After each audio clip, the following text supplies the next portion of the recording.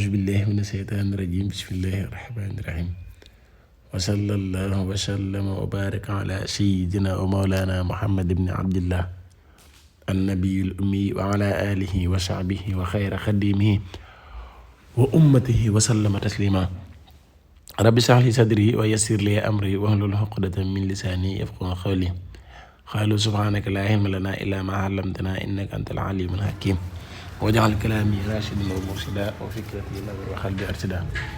mbokki jullit yu baax yu tedd yi ñu ngi leen nuyu baax di leen siyaare ñu ngi leen jaajëfal ñu ngi rafet lu baax suñu ànd ak yéen saa su ne ci liggéey bi ak yittewoo gën a yittewoo seen bi di talabul ilmil asrar. tey nag ñu leen indil lu am njëriñ. ku nekk gis na fu jamono bi toll ci jafe-jafe yi gaar àdduna, surtout mbas mi nga xamante ne nekk na fi te muy wàllum feebar bi di coronavirus. lii nag lu baax la ci lool. li muy jàngale rek mooy am solo alxuraan maa faratnaa fil kitaab min shay'in ak njëriñul yaasiin wal quraanil hakiim bëri na njëriñ lool. tey nag dañ leen a bëgg a jox loo xamante ni kaaraange la, dana la musal ci cat, musal la ci bët, musal la ci làmmiñ, musal la ci yàqule, musal la ci deltu ginnaaw, musal la ci rab, musal la ci feebar yi nga xamante ne day dal ba ci feebar bii nii sax ñuy dund ñun ñëpp. képp koo xamante ne jëfandikoo nga ko feebar bi danga ci mucc bu soob yàlla incha allah. kenn du la ko mën a war la. ana nan ngay def? da ngay bind ñetti yaasin.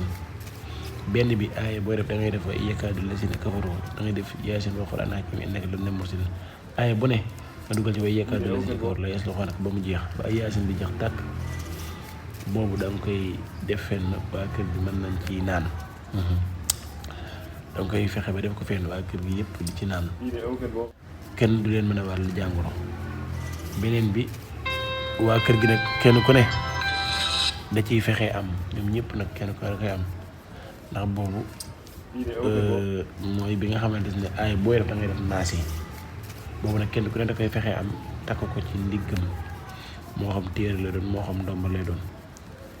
su ko defee bi ci des nag moom mën ngaa bind benn tamit waa kër gi yëpp def ko ci benn siwo, kenn ku ne sangu ci, ñoom ñëpp ñu maas ci sangu.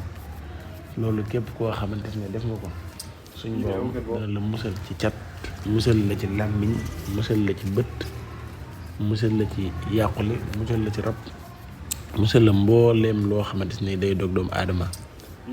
ba pare jëmmi feebar bi ñuy dund da yàlla dana la ci musal. kon képp koo xamante ni bëgg naa mucc rek na fas yéene jëfandikoo lii. yàlla mën na ko defal tawfeex bu baax a baax. soo gisee nii mu bare nit bu ciy wut da ciy wutal waa këram, looloo tax te yàgg nañ koo liggéey lool. bu ko defee ñu bëgg leen ko baax yéen tamit ngeen jëfandikoo ko mën a am ci njëriñ yi.